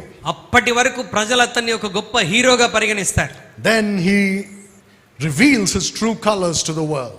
ఆ తరువాత మిగతా సగం భాగంలో ప్రపంచానికి తన నిజ స్వరూపం ఏంటో చూపెడతాడు. But the sad thing is, most of the people of the world will worship him as a god. కానీ చాలా విచారణకరమైన విషయం ఏంటంటే ప్రపంచంలో అనేక మంది ప్రజలు ఈయనే నిజమైన దేవుడని అతన్ని ఆరాధిస్తారు. Why is that? ఎందుకు అలాగా? Because the world has been conditioning the minds of the people to believe that. ఎందుకంటే ఇప్పటి నుండే ప్రపంచంలో ఉన్న ప్రజలందరి యొక్క మనస్సులను ఇదే వాస్తవమని నమ్మునట్లుగా సిద్ధపరుస్తున్నది. All these movies and television and all these programs point towards that. ఈ వస్తున్నటువంటి చలనచిత్రాలు, మూవీస్, ఈ కార్యక్రమాలన్నీ కూడా వీటి వైపే మనిషి దృష్టిని తీసుకుని వెళ్తున్నాయి. And people their minds have been brainwashed. ప్రజల యొక్క బ్రెయిన్లన్నీ కూడా వారు దీని కొరకు సిద్ధపరుస్తూ ఉన్నారు. And so when the Antichrist comes, they will believe in him. కాబట్టి సిద్ధపాటుతో ఉన్నారు కాబట్టి క్రీస్తు విరోధి రాగానే వారు అతన్ని నమ్మేస్తారు. So we need to learn a little bit about the Antichrist. కాబట్టి క్రీస్తు విరోధి అనేటువంటి వాడు ఎవడో, వాడి క్రియలేంటో మనం కొన్ని విషయాలైనా నేర్చుకోవాలి. So I know that you're all good Christians. మీరందరూ మంచి క్రైస్తవులని నమ్ముతున్నాను. And many of you may think, I don't want to know about the Antichrist, I want to know about Jesus Christ.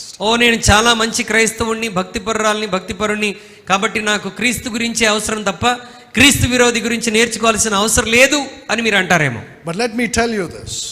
అయితే మీకు విషయం చెప్తున్నాను. If you don't know your enemy, నీ శత్రువు ఎవరో నీకు తెలియకపోతే, you cannot fight them. నీ శత్రువు ఎవరో తెలుసుకోకపోతే వాడితో మనం పోరాడలేం. You must know the strengths and the weaknesses of your enemy. నీ శత్రువు యొక్క బలాలు, బలహీనతలు ఏంటో నువ్వు తెలుసుకోవాలి.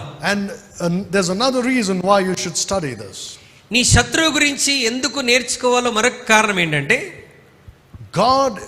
okay, let me put it like this. Did you know that in the Bible, after Jesus Christ, పరిశుద్ధ గ్రంథంలో యేసుక్రీస్తు తరువాత who is the person that God talks about the most? మరి దేవుడు ఎక్కువగా మాట్లాడేటువంటి వ్యక్తి ఎవరి గురించి మాట్లాడాడు? I'll give you 3 options. మీకు 3 ఆప్షన్స్ ఇస్తాను.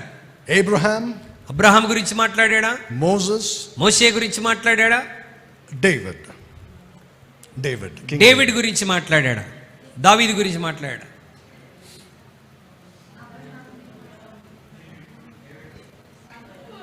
You're all wrong. మీ ఆన్సర్లన్నీ wrong. He talks about the Antichrist the most. ఎక్కువ ఎవరి గురించి మాట్లాడాడంటే క్రీస్తు విరోధి గురించి మాట్లాడాడు. More than Abraham, Moses, David put together. మరి అబ్రహాము, మోషే, దావీదులు ముగ్గురు కలిపి పెట్టిన దానికంటే ఎక్కువగా He talks about the Antichrist, he talks about the devil. అపవాదిని గురించి, క్రీస్తు విరోధిని గురించి ఎక్కువ మాట్లాడాడు. Did you know there are 18 types of the Antichrist in the Bible? పరిశుద్ధ గ్రంథంలో 18 రకాల క్రీస్తు విరోధులు ఉన్నారని మనకు తెలుసా? Anti Christ. That means they are like foreshadows of the Antichrist. అంటే రాబోతున్నటువంటి నిజమైన క్రీస్తు విరోధికి ఛాయగా వీళ్ళందరూ కనబడతారు. We'll talk about that. వాటిని గురించి మనం మాట్లాడదాం. Then we'll talk about the mark of the beast. ఆ తర్వాత మృగం యొక్క ముద్రను గురించి మనం మాట్లాడతాం. Right? We all know 666. మనందరికీ సంఖ్య తెలుసు 666. But what exactly is it? ఆ 666 అంటే ఏంటి వాస్తవంగా? Is it just a tattoo that you put in your arm or in your forehead? ఇది కేవలం మన చేతి మీదనో నుదుటి మీదనో వేసుకునేటువంటి పచ్చబొట్ట? What is it?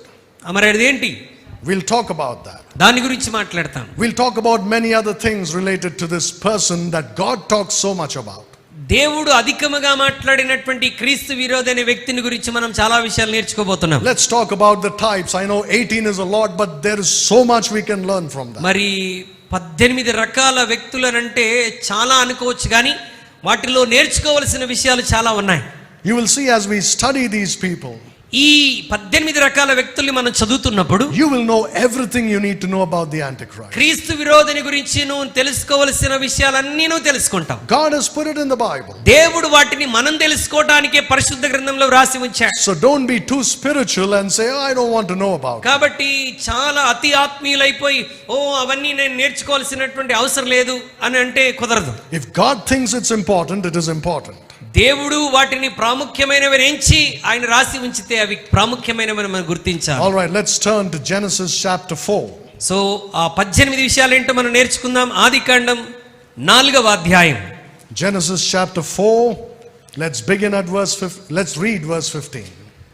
ఆదికాండం 4వ అధ్యాయం 15వ వచనాన్ని మనం దేవుని We'll read from verses 13 to 15. 13 నుండి 15 చదువుదాం. అందుకు కయ్యను, నా దోష శిక్ష నేను భరింపలేనంత గొప్పది. నేడు ఈ ప్రదేశంలో నుండి నన్ను వెళ్ళగొట్టితివి. నీ సన్నిధికి రాకుండా వెలివేయబడి దిగులు పడుచు భూమి మీద దేశదింబరమై ఉందును. కావున నన్ను కనుగొను వాడెవడో వాడు నన్ను చంపునని యెహోవాతో అనెను. అందుకు యెహోవా అతనితో, కాబట్టి ఎవడైనను కయ్యనుని చంపినెడల వానికి ప్రతిదండన 7 అంతలు కలుగుననెను. మరియు ఎవడైనను కయ్యనును కనుగొని అతన్ని చంపకుండునట్లు యెహోవా అతనికి ఒక గుర్తు వేసెను. Cain is the first type of the Antichrist. మరి మొట్టమొదటి టైప్ క్రీస్తు విరోధికి మొదటి టైప్ ఎవరు అని అంటే కయ్యను. That means he's like a shadow of the Antichrist. అనగా క్రీస్తు విరోధికి కయ్యను ఒక ఛాయ లాంటి వాడు, నీడ లాంటి వాడు. I don't know if there is an appropriate word in Telugu, but in English you could call it a figure or figurative. మరి అతనికి వలె ఉన్నటువంటి చిత్రం, లేకపోతే అతనికి సూచనగా ఉన్నటువంటి చిత్రం. That's right. So that is Cain. అది ఎవరు అని అంటే కయ్యను. Did you know that in Genesis chapter 3 itself God spoke about the Antichrist? ఆదికాండం 3వ అధ్యాయంలోనే దేవుడు క్రీస్తు విరోధి గురించి మాట్లాడాడని తెలుసా? Look at verse 15. 3వ అధ్యాయం 15వ వచనం చదువుదాం.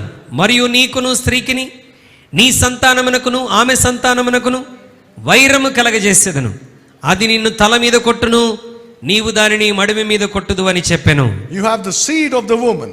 ఇక్కడ స్త్రీ సంతానం గురించి వ్రాయబడి ఉన్నది. It is Jesus Christ. స్త్రీ సంతానం ఎవరు? యేసుక్రీస్తు ప్రభువారు. Then you have the seed of the serpent. మరి సాతాను యొక్క సంతానం, సర్పం యొక్క సంతానం. Who is the seed of the serpent? ఈ సర్పం యొక్క సంతానం ఎవరు? If the seed of the woman is Jesus Christ, స్త్రీ యొక్క సంతానం యేసుక్రీస్తు అయితే the seed of the serpent is the సర్పం యొక్క Antichrist. సంతానము క్రీస్తు విరోధి. Jesus Christ is the Son of God. యేసుక్రీస్తు దైవ కుమారుడు. The Antichrist is the son of perdition. మరి క్రీస్తు విరోధి మరి నాశన పుత్రుని కుమారుడు. Jesus Christ is the Prince of Peace. యేసుక్రీస్తు సమాధానకర్తగా అధిపతి. The Antichrist comes bringing peace.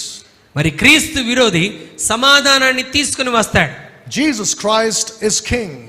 యేసుక్రీస్తు ప్రభువారు రాజుగా ఉన్నాడు. The Antichrist is a king. క్రీస్తు విరోధి కూడా రాజుగా వస్తాడు. He is the greatest imitator of Jesus Christ. ఇతను క్రీస్తుని అనుకరించడంలో చాలా గొప్పగా ఉన్నటువంటి వాడు. And the first one who typifies the Antichrist in the Bible is Cain. అయితే పరిశుద్ధ గ్రంథంలో ఈ 18 మందిలో క్రీస్తు విరోధికి సూచనగా ఉన్నటువంటి వాడు మొట్టమొదటి వ్యక్తి కయ్యను. Look at what the Bible says about Cain in 1 John chapter 3 and verse 12. మొదటి యోహాను Chapter 3 verse 12. మొదటి యోహాను 3వ అధ్యాయం 12వ వచనంలో కయ్యను గురించి బైబిల్ ఏమని చెప్తుందో చూద్దాం. మనము కయ్యను వంటి వారమై ఉండరాదు. వాడు దుష్టుని సంబంధి అయి తన సహోదరుని చంపెను. వాడతని ఎందుకు చంపెను? తన క్రియలు చెడ్డవియు తన సహోదరుని క్రియలు నీతిగలవినై ఉండెను గనుకనే కదా. So that verse says that Cain belongs to the devil. ఈ వచనం ఏమని తెలియజేస్తుంటే కయీను దుష్టుని సంబంధి అయిన వాడు. In fact, there are some Bible teachers who believe కొంతమంది బైబిల్ బోధకులు ఏమని నమ్ముతారంటే that he was born to the devil. మరి ఈ కయీను అపవాదికి పుట్టాడు అని నమ్ముతారు. Is it true? ఇది వాస్తవమా? I don't know. నాకు తెలియదండి. But the Bible certainly says that he has some connection to the devil. అయితే బైబిల్ ఏమని చెప్తుందంటే వాడు అపవాదితో సంబంధం కలిగినటువంటి వాడని బైబిల్ చెప్తుంది. Now in 1 John 3:12, మొదటి యోహాను 3:12లో in the King James Bible, king James బైబిల్లో it says he is of the evil one or the devil. ఇతను దుష్టునికి చెందినటువంటి వాడు. That means the meaning could be something like he is the son of the devil. దాని అర్థం ఏంటంటే వాడు దుష్టుని కుమారుడు అన్నటువంటి అర్థం వచ్చేటువంటి మాట. He may not be the physical son, అతడు శారీరకంగా దుష్టుని కుమారుడు కాకపోవచ్చు, but he certainly belonged to him. ఖచ్చితంగా వాడు అపవాదికి దుష్టునికి చెందినటువంటి వాడు. And remember that if he is the son of the devil, then he is a type of the Antichrist who is the son of the devil. ఇతడు అపవాది యొక్క కుమారుడైతే వీడు నిశ్చయముగా మరి క్రీస్తు విరోధికి సంబంధించినటువంటి వాడుగా ఉన్నటువంటి వాడు. He is like the seed of the serpent. ఇతను మరి సర్పం యొక్క సంతానమై ఉంటున్నాడు. He is born of that wicked one. ఇతను ఆ దుష్టత్వమునకు పుట్టినటువంటి వాడు. He is very wicked. చాలా చెడ్డవాడు. Now going back to Genesis chapter 4, ఆదికాండం 4వ అధ్యాయంలోనికి మనం మరలా తిరిగి వస్తే in verse 15, 15వ వచనం, verse 15. 15వ వచనంలో, And the Lord said unto him, Therefore whosoever slayeth Cain, vengeance shall be taken upon him sevenfold. And the Lord set a mark upon Cain. అందుకు యెహోవా అతనితో, కాబట్టి ఎవడైనను కయీనును చంపినెడల వానికి ప్రతిదండన ఏడంతలు కలుగునెను, మరియు ఎవడైనను కయీనును కనుగొని అతని చంపకుండునట్లు యెహోవా అతనికి ఒక గుర్తు వేసెను. Does that tell you something? అతనికి గుర్తు వేసెను అని అంటే మీకు ఏమైనా గుర్తొస్తుందా? The mark of the beast. మృగం యొక్క సంఖ్య. The first one who was marked in the Bible was Cain. పరిశుద్ధ గ్రంథంలో మొట్టమొదటిగా ఈ సంఖ్యను గుర్తు వేసినటువంటి వాడు ఎవరంటే కయీను. And most probably he would have been marked on the forehead. మరి బహుశా నుదుటి మీద ఆ యొక్క ముద్రను వేసి ఉంటాడు. He was a murderer. ఇతను ఒక నరహంతకుడు. What does Jesus say about the devil? యేసుక్రీస్తు ప్రభువారు అపవాదిని గురించి ఏమని చెప్పాడు? Talking to the Pharisees, పరిసయ్యులతో మాట్లాడుతూ he says, you are of your father the devil. మీరు అపవాది, మీ తండ్రి అయిన అపవాది సంబంధులు అని చెప్పాడు. And then he says he was a murderer from the beginning. అతడు ఆరంభము నుండి నరహంతకుడై ఉన్నాడు అని ప్రభు చెప్పాడు. Right? Cain was a murderer. కయీను నరహంతకుడు. He belonged to the devil. అతను అపవాదికి చెందినటువంటి వాడు. That's why he committed murder. అందుకొరకే వాడు హత్య చేశాడు. And Cain is the first one who prepared the way for the seed of the serpent to come into the world. మరి సర్పం యొక్క సంతానం భూమి మీదకి రావటానికి మొట్టమొదటిగా మార్గం సిద్ధపరిచినటువంటి వాడే కయీను. Look at Jude 11. యూదా పత్రిక 11వ వచనాన్ని కనుక మనం చూసినట్లయితే, యూదా పత్రిక 11వ వచనం, అయ్యో వారికి శ్రమ, వారు కయీను నడిచిన మార్గమున నడిచిరి, బహుమానం పొందవలనని బిలాము నడిచిన తప్పుత్రోవలో ఆతురముగా పరిగెత్తిరి, కొరాహు చేసినట్టు తిరస్కారం చేసి నశించిరి. 3 people are mentioned in that verse. ఇక్కడ 3 వ్యక్తుల గురించి వ్రాయబడి ఉన్నది. Cain, కయీను, Balaam, బిలాము, Korah. కోరాహు. But you see, only of Cain is it said, the way of Cain. అయితే కయీను గురించి మాత్రమే ఏమి చెప్తున్నాడంటే కయీను నడిచిన మార్గము. He made the way for the Antichrist. క్రీస్తు విరోధికి మార్గమును వేసిన వాడే కయీను. He is the first type of the Antichrist. ఆయన క్రీస్తు విరోధికి సూచనగా ఉన్న వారిలో మొట్టమొదటి వాడు. There is a connection between Cain and the serpent. మరి కయీనుకి సర్పముకి మరి కనెక్షన్ మనం ఇక్కడ చూస్తున్నాం. 1 John 3:12 says he belongs to the devil. మొదటి యోహాను 3:12 మనం చూసాం వాడు దుష్టుని సంబంధి. The Antichrist will be of the devil, he'll be the son of the devil. క్రీస్తు విరోధి కూడా అపవాదికి చెందినటువంటి వాడు, దుష్టుని కుమారుడు. The Cain was marked. కయీనుకు గుర్తు వేయబడింది. The Antichrist comes bringing a mark. క్రీస్తు విరోధి కూడా గుర్తును తీసుకొని వస్తాడు. Cain was a murderer. కయీను నరహంతకుడు. The Antichrist is a murderer. క్రీస్తు విరోధి కూడా నరహంతకుడు. So one of the greatest types is Cain. కాబట్టి క్రీస్తు విరోధికి మొట్టమొదటి సూచనగా ఉన్నటువంటి వాడు కయీను. The next one. రెండవది, Look at Genesis chapter 10. ఆదికాండం 10వ అధ్యాయంలోనికి రండి. And we'll read verses 8 through 12. 8 నుండి 12 వచనాలు మనం చదివితే, కూషు నిమ్రోదుని కనెను. అతడు భూమి మీద పరాక్రమశాలుడై ఉండుటకు ఆరంభించను. అతడు యెహోవా ఎదుట పరాక్రమము గల వేటగాడు. కాబట్టి యెహోవా ఎదుట పరాక్రమము గల వేటగాడైన నిమ్రోదు వలె అను లోకోక్తి కలదు. షీనారు దేశంలోని బాబేలు, ఎర్రకు, అక్కదు, కల్నే అను పట్టణములు అతని రాజ్యమునకు మొదలు. ఆ దేశంలోని అష్షూరుకు బయలుదేరి వెళ్ళి నినివేను, రహబోతీరును, కలాహును, నినివేకును కలాహుకును మధ్యనున్న రెసెనును కట్టించెను. ఇదే ఆ మహాపట్టణము. His name, there are two meanings to the name Nimrod. నిమ్రోదు పేరుకి 2 అర్థాలు ఉన్నాయి. The first one is a rebel. మొట్టమొదటిది తిరుగుబాటు. That's the meaning of his name. అతని పేరుకు మొదటి అర్థం తిరుగుబాటు.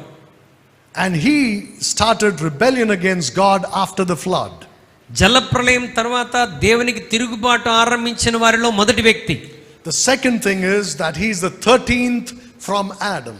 మరి ఆదాము నుండి ఇతను 13వ వ్యక్తి. That means if you count his forefathers up to Adam, మరి ఆదాము వరకు తన పితరులను మనం లెక్కబెడుతూ వెళ్తే you'll see that Nimrod is the number 13. నిమ్రోదుకు వచ్చేటువంటి సంఖ్య ఏంటంటే 13వ వ్యక్తి. Do you know the meaning of the number 13 in the Bible? 13 యొక్క అర్థం ఏంటో తెలుసా పరిశుద్ధ గ్రంథంలో? When we talk about numerology, we think it's to do with, right? You know what I'm talking about. సంఖ్యా శాస్త్రాన్ని మనం చదువుతున్నప్పుడు మనం దేని గురించి మాట్లాడతాం మనకు తెలుసు. That's not biblical. అది మరి వాక్యానుసారమైనటువంటిది కాదు. But the Bible gives definitions or meanings to numbers. అయితే పరిశుద్ధ గ్రంథం సంఖ్యలకు నిర్వచనాలను అర్థమునిస్తూ ఉంటుంది. For example, the number 1 is the number of unity, so it talks about God. He's one. ఒకటి అన్నటువంటిది ఐక్యతను తెలియజేసే దేవునికి సూచనగా ఉంటున్నటువంటి సంఖ్య. God is one. దేవుడు ఒక్కడే. Hear, O Israel, the Lord thy God is one. ఓ ఇశ్రాయేలు వినుము, నీ దేవుడైన యెహోవా అద్వితీయుడగు యెహోవా. The number 3 stands for the Trinity. 3 అన్నటువంటి సంఖ్య త్రిత్వానికి సూచనగా ఉన్నది. Every number has meaning, but I'm giving you the important ones. ప్రతి సంఖ్యకు మరి అర్థం ఉన్నది. నేను కొన్నిటిని జ్ఞాపకం చేస్తున్నాను. Number 5 stands for death in the Bible. పరిశుద్ధ గ్రంథంలో 5 అనేటువంటి సంఖ్య మరణానికి సూచనగా ఉన్నది. In Revelation chapter 13, number 6 is called the number of man. In Revelation 13. ప్రకటన గ్రంథం 13వ అధ్యాయంలో 6 అన్నటువంటి సంఖ్య మానవునికి సూచనగా ఉన్నటువంటిది. The number 7, you know, is the number of perfection or completion. 7 అన్నటువంటి సంఖ్య పరిపూర్ణతకు సాదృశ్యంగా ఉన్నటువంటిది. The number 8 stands for new beginnings. 8వ సంఖ్య నూతన ఆరంభానికి సూచనగా ఉన్నది. The number 9 stands for fruitfulness. 9 ఫలభరితమైన దానికి సూచనగా ఉన్నది. Number 10 stands for Gentiles. 10 అన్ని జనులకు సూచనగా ఉన్నటువంటి సంఖ్య. Number 12, you know, 12 disciples, 12 everything stands for Israel. మరి 12 అన్నటువంటిది 12 గోత్రాలు, 12 మంది శిష్యులు, యూదులకు ఇశ్రాయేలుకు సంబంధించినటువంటి సంఖ్య. Number 13 stands for rebellion. 13 అనేటువంటి సంఖ్య తిరుగుబాటుకు సూచనగా ఉన్నటువంటిది. Judas Iscariot, if you read about him in the New Testament, క్రొత్త నిబంధనలో ఇస్కరియోతు యూదాను గురించి మనం చదివితే every time you will see the number 13 associated with him. మరి ఆయనను గురించి చదువుతున్నప్పుడు 13 అన్నటువంటి సంఖ్య అతని గురించి మనకు కనబడుతూ ఉంటుంది. Brethren, this book is not an ordinary book. దేవుని బిడ్డలారా, ఈ పరిశుద్ధ గ్రంథం ఒక సాధారణమైనటువంటి పుస్తకం కాదు. It is not written by men alone. ఇది కేవలం మనుషుల ద్వారా రాయబడిన పుస్తకం కాదు. It is given by God. ఇది దేవుని చేత ఇవ్వబడినటువంటి గ్రంథం. It is amazing. ఇది ఒక అద్భుతమైనటువంటి గ్రంథమై ఉన్నది. So we know that Nimrod was the builder of the first United Nations organization. మరి నిమ్రోదు మొట్టమొదటిగా యునైటెడ్ మరి నేషన్స్ ఆర్గనైజేషన్ ని స్థాపించినటువంటి వాడు. Right, today we have United Nations. ఇప్పుడు ప్రస్తుతం మన ప్రపంచంలో యునైటెడ్ నేషన్స్ అని ఉన్నది. Right, the first one was started by Nimrod. మొట్టమొదటిగా దాన్ని ఆరంభించినటువంటి వాడు Nimrod. And he did that to glorify man. అది ఎందుకు చేశాడంటే మరి మనుషులకు మహిమ తేటానికి చేశాడు. Now he is the 13th from Adam, that means he's a rebel. మరి ఆదాము నుండి 13వ వాడు, తిరుగుబాటు కలిగినటువంటి వాడు. He's a Hamite. ఇతను హాము సంతతికి చెందినవాడు. Just like the Antichrist will be half Hamite. మరి క్రీస్తు విరోధి అయినటువంటి వాడు కూడా మరి సగము హాము సంతతికి చెందినటువంటి వాడు. Remember, the descendants of Ham were cursed by God. Canaan was cursed by God. Ham యొక్క సంతతి దేవుని చేత శపించబడ్డారు, కయీను దేవుని చేత శపించబడ్డాడు. And he belonged to that race. ఇతను కూడా అదే తెగకు చెందినటువంటి వాడు. Do you know that the second meaning of the word Nimrod? నిమ్రోదు అన్నటువంటి మాటకు రెండవ అర్థం ఏంటో తెలుసా? Leopard. చిరుత అని అర్థం. What do you read in the book of Daniel and Revelation chapter 13? దానియేలు గ్రంథంలోను ప్రకటన 13లోను మనం ఏం చదువుతాం? One of the beasts is a leopard. మరి ఆ 4 మృగముల్లో ఒక మృగం ఏంటంట? చిరుత పులి. And a leopard stands for integration. You know, unity. మరి ఈ చిరుత ఐక్యతకు సూచనగా కనబడుతుంటది. And that's what he did. He united the people. Nimrod ఏం చేశాడు? ప్రజలందరిని ఏకం చేశాడు, పట్టణాలను ఏకం చేస్తున్నాడు. Whom did he unite? అతను ఎవరిని ఐక్యపరిచాడు? The descendants of Shem, Ham and Japheth. షేము, హాము, యాపేతు యొక్క సంతతిని ఐక్యపరచడానికి ప్రయత్నించాడు. The leopard has 3 colors. మరి చిరుత 3 రంగులు కలిగినటువంటిది. Just like there are 3 men from whom the whole world came after the flood. మరి జలప్రళయం తర్వాత నోవాహు 3 కుమారుల నుండి జనాభా అంతా ఎలా వచ్చిందో అలాగూ 3 రంగులను చిరుత కలిగినటువంటిది. White, తెలుపు, yellow, మరి పసుపు, black. నలుపు. Shem, Shem, Japheth, యాపేతు, Ham. Ham. And their colors, you know. వారి రంగులవి సూచనలు. So he is one of the greatest types of the Antichrist in the Bible. క్రీస్తు విరోధికి గొప్ప సూచనగా ఉన్నటువంటి వారిలో ఒకడు Nimrod. He is such a great type of the Antichrist. క్రీస్తు విరోధికి అద్భుతంగా సరిపోయినటువంటి సూచన కలిగినటువంటి వాడు ఎవరంటే Nimrod. That many Christians think that the Antichrist will be Nimrod himself. చాలా మంది క్రైస్తవులు ఏమని నమ్ముతారంటే మరి క్రీస్తు విరోధి నిమ్రోదే క్రీస్తు విరోధి అని అనుకుంటారు. He is called the Assyrian in the Bible. అతడు అస్సూరియుడు అని బైబిల్లో పిలువబడింది. The Assyrian. అస్సూరియుడు. In this passage we just read, మనం చదివినటువంటి లేఖన భాగంలో he established 2 kingdoms. అతడు 2 రాజ్యములను ఆరంభించాడు. One was Babylon, ఒకటి బబులోను, the other was Assyria. రెండవది అష్షూరు. The place Assyria got its name from him. Nimrod had 2 names. In fact, he had many names. అష్షూరు అన్నటువంటి పేరు నిమ్రోదు పేరులో నుండి వచ్చింది. వాడికి ఉన్నటువంటి 2 పేర్లు, ఒకటి నిమ్రోదు, ఇంకోటి అష్షూరు. In fact, he has many names. అతనికి చాలా పేర్లు ఉన్నాయి. In every country he has a different name. ఒక్కొక్క దేశంలో వాడు ఒక్కొక్క పేరు కలిగి ఉన్నాడు. But he is mainly known as Nimrod and Ashur. ఎక్కువగా వాడికి ఇవ్వబడినటువంటి పేర్లు ఒకటి నిమ్రోదు, రెండోది అష్షూరు. So because he founded Assyria, అతను అష్షూరును కనుగొన్నాడు గనుక the land is known as Assyria.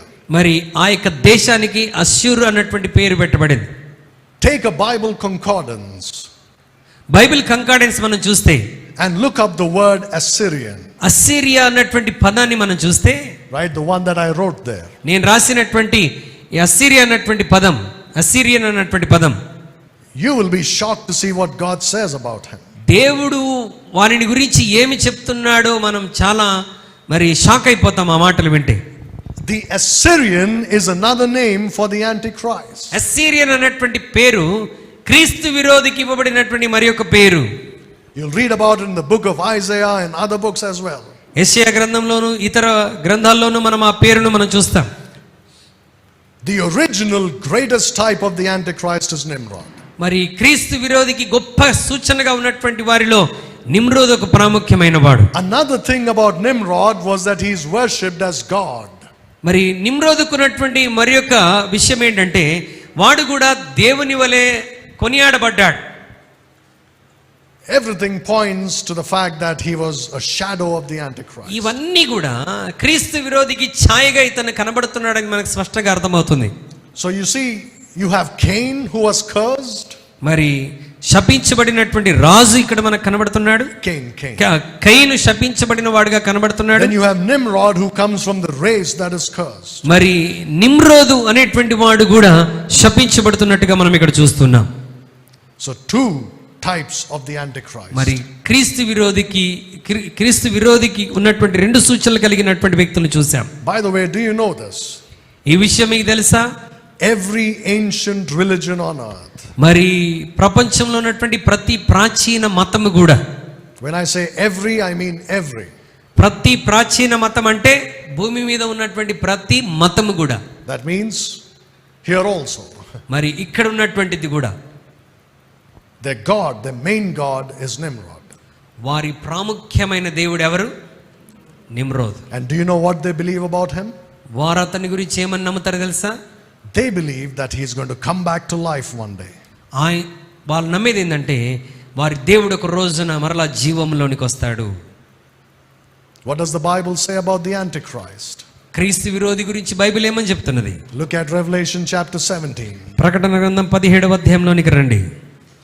Revelation chapter 17. ప్రకటన గ్రంథం 17వ అధ్యాయం. Look at verse 8. 8వ వచనం. నీవు చూచిన ఆ మృగము ఉండెను గాని ఇప్పుడు లేదు, అయితే అది అగాధ జలములో నుండి పైకి వచ్చుటకును నాశనమునకు పోవుటకును సిద్ధముగా ఉన్నది. భూనివాసులలో జగదుత్పత్తి మొదలుకొని జీవగ్రంథమందు ఎవరి పేరు వ్రాయబడలేదో వారు ఆ మృగముండెను గాని ఇప్పుడు లేదు, అయితే ముందుకు వచ్చుచున్న సంగతి తెలుసుకొని ఆశ్చర్యపడుదురు. You see that he was, that means he was alive once upon a time. అతను ఒకప్పుడు ఉన్నటువంటి వాడు అని బైబిల్ చెప్తున్నది. Now he is not. అయితే ఇప్పుడు వాడు లేడు. But he will ascend out of the bottomless pit. అయితే అతను అగాధ జలములో నుండి పైకి వస్తాడు. These ancient religions have taken from the Bible. ఈ ప్రాచీన మతాలు ఎక్కడి నుండి తీసుకొనబడ్డాయి? పరిశుద్ధ గ్రంథం నుండి. The third type of the Antichrist క్రీస్తు విరోధుల్లో మరి మూడవ సూచనగా ఉన్నటువంటి మూడవ వ్యక్తి is Pharaoh. Pharaoh. Remember Pharaoh? Pharaoh గుర్తున్నాడా? The one who persecuted Israel. ఇశ్రాయేలుల శ్రమ కలిగించినటువంటి వాడు. Pharaoh is also a great type of the Antichrist. ఫరో కూడా క్రీస్తు విరోధికి సూచనగా ఉన్న వారిలో ప్రాముఖ్యమైనటువంటి వాడు. Look at Ezekiel chapter 29. హెజ్కేలు గ్రంథం 29వ అధ్యాయంలోనికి ఒకసారి రండి. Ezekiel 29 హెజ్కేలు గ్రంథం 29వ అధ్యాయం verse 3. 29:3. ఐగుప్తు రాజైన ఫరో నైలు నదిలో పండుకొని ఉన్న పెద్ద మొసలి, నేను నీకు విరోధిని, నైలు నది నాది, నేనే దాన్ని కలగజేసి తినని నీవు చెప్పుకొనుచున్నావే. Now as you see, there's a problem there with the translation. ఇక్కడ తర్జుమాలో పొరపాటును మనం ఇక్కడ చూస్తున్నాం. It says in the King James Bible, where it says great crocodile in the Telugu Bible, మరి తెలుగు బైబిల్లో పెద్ద మొసలి అని వ్రాయబడి ఉన్నది. it says the great dragon. కానీ కింగ్ జేమ్స్ బైబిల్లో మరి పెద్ద మృగము. You read about the dragon in Revelation chapter 12 verse 9, or you can read Revelation chapter 12 verse 3. ప్రకటన గ్రంథం 12వ అధ్యాయం 3వ వచనం, మహాఘట సర్పం. Yeah. So Pharaoh is called the great dragon. ఫరో మహాఘట సర్పముగా పిలువబడినటువంటి వాడు. Look at Ezekiel chapter 32 హెజ్కేలు గ్రంథం 32వ అధ్యాయంలోనికి రండి. and look at verse 2.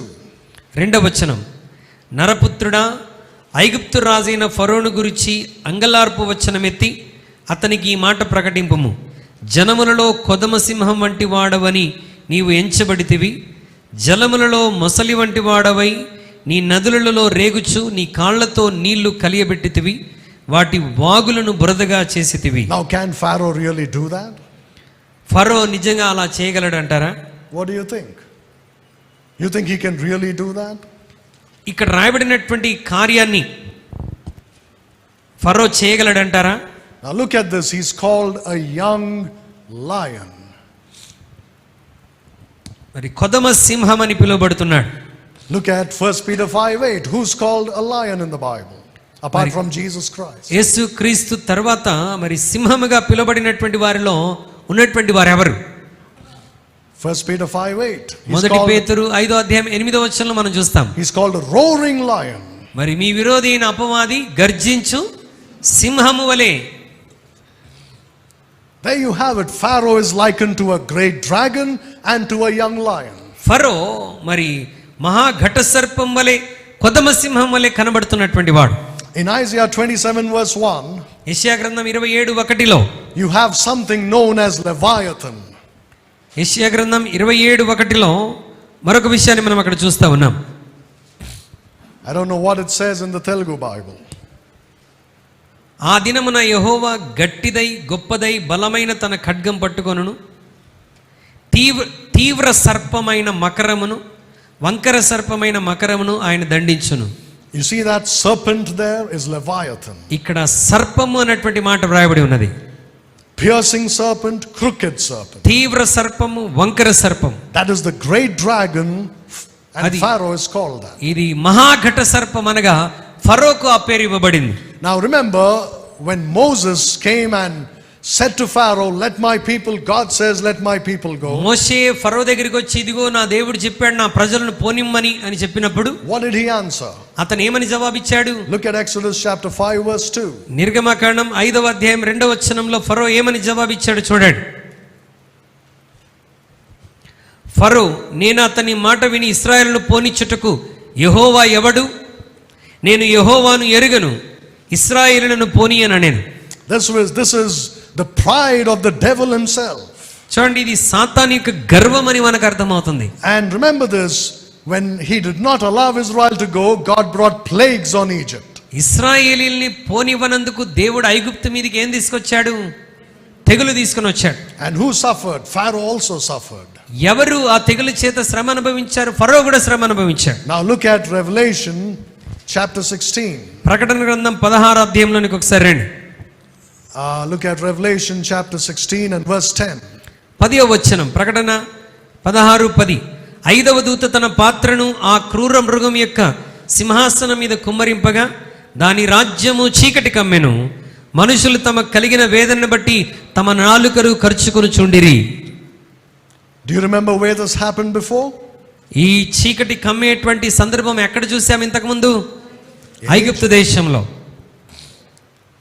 God is going to plague the Antichrist and his kingdom.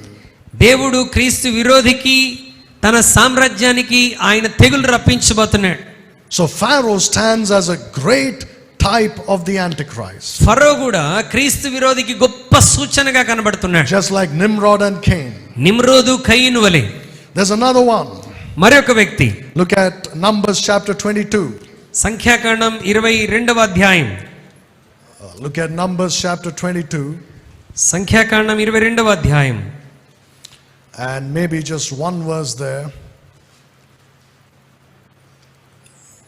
Look at verses 1 and 2. మొదటి 2 వచనాలు. తర్వాత ఇశ్రాయేలులు సాగి ఎరికోకు ఎదురుగా యోర్దాను తీరమునున్న మోయాబు మైదానంలో దిగిరి. సిప్పోరు కుమారుడైన బాలాకు ఇశ్రాయేలీయులు అమోరీయులకు చేసినదంతయు చూచెను. Here you have a man named Balak. బాలాకు అన్నటువంటి పేరు మనం ఇక్కడ చూస్తున్నాం. He tried to eliminate Israel. ఇశ్రాయేలీయులను మరి తరిమివేయడానికి ప్రయత్నించాడు. He tried to destroy Israel. ఇశ్రాయేలులందరినీ నాశనం చేయడానికి ప్రయత్నించాడు. But he could not do it. అయితే వాడు దాన్ని చేయలేకపోయాడు. But what did he do? ఏం చేశాడు? He hired Balaam. అతడు బిలామును అద్దెకి తెచ్చుకున్నాడు. And even he could not do anything against Israel. బిలాము కూడా ఇశ్రాయేలుకు వ్యతిరేకంగా ఏమీ చేయలేకపోయాడు. But you know what he did? అందుకేం చేశాడు తెలుసా? Does anyone know what they did to Israel? ఇశ్రాయేలులకు వాళ్ళు ఏం చేశారో తెలుసా ఎవరికైనా? Balak and Balaam, బాలాకు బిలాము కలిసి they enticed Israel with the women of Moab. మరి మోయాబు స్త్రీలతో మరి వీరు కలిసిపోనట్లుగా చేశారు.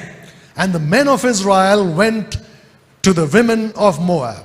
ఇశ్రాయేలు పురుషులు మోయాబు స్త్రీలతో వారు కలిసిపోయినప్పుడు And they started worshipping their god Baal.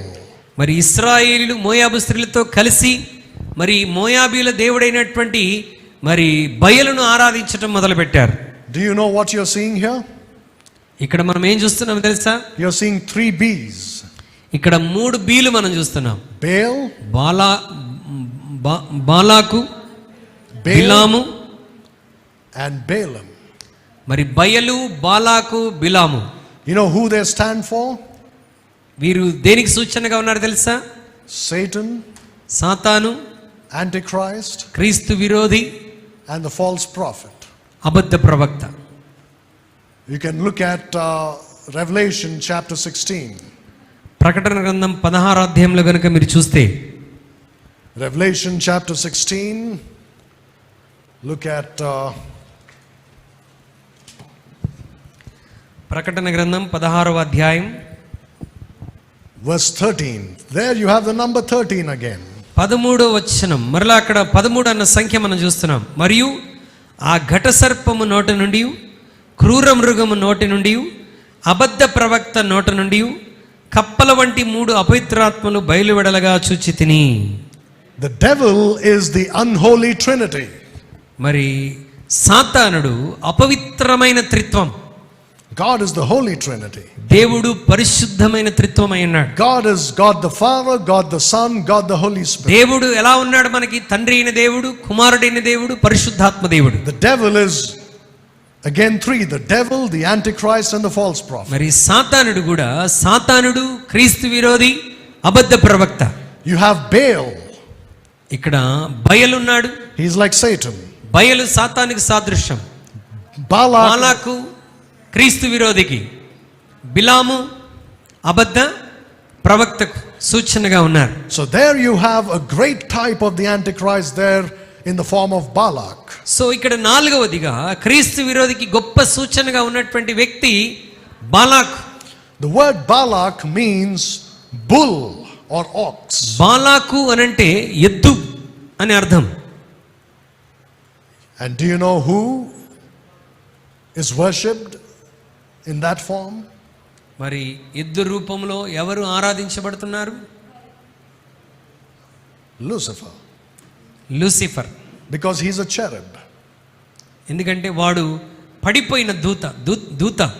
You know, like a cherubim.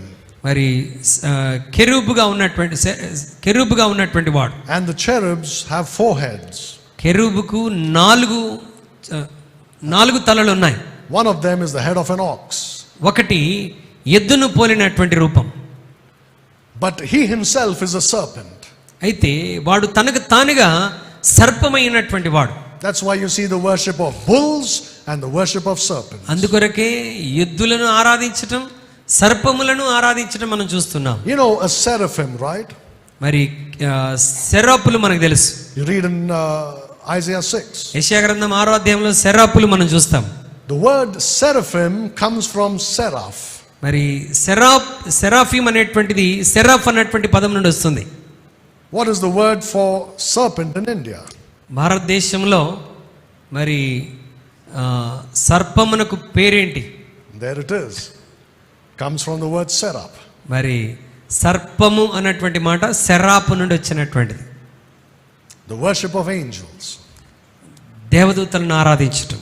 So Balak is a king just as Antichrist is the king. మరి క్రీస్తు విరోధి ఎలాగైతే రాజు అయి ఉన్నాడో బాలాకు కూడా ఒక రాజుగా ఉన్నటువంటి వాడు. And he is half Moabite and half Hamite.